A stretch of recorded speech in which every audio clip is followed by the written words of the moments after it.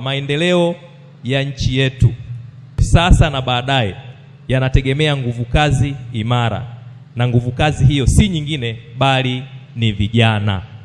Kwa hiyo serikali na kiongozi wetu wa nchi anatambua kwamba nguvu kazi ya vijana ina nafasi kubwa sana katika kuamua Tanzania tunayoitaka, ambao ziko fursa nyingi ambazo serikali inaendelea kuzitengeneza.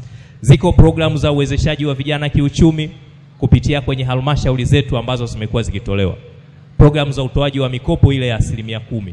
Wako vijana wengi sana wananufaika na fursa hizo za mikopo. Tafiti pia zinaonesha kwamba kwenye soko la ajira wako vijana wanaingia kwenye soko la ajira. Changamoto ni kwamba kuna skills mismatch kati ya nini kinachohitajika kwenye soko la ajira na ujuzi ambao vijana wanao hivi sasa. Serikali baada ya kutambua hivyo, tukaanza jitihada za kuweza kufanya maboresho ya sera ya elimu.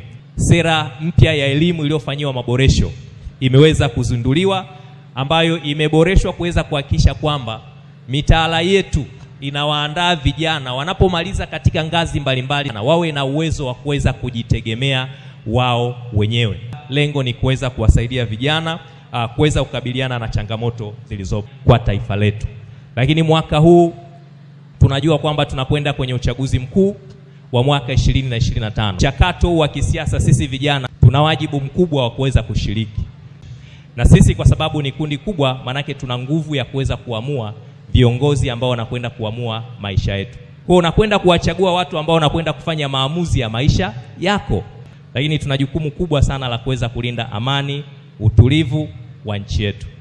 Kwa tuna wajibu wa kuilinda nchi yetu, lakini tuna wajibu wa kuweza kulinda tunu hii ambayo waasisi wetu walitengeneza kwa nguvu kubwa, hayati baba wa taifa, lakini na Sheikh Abeid Amani Karume.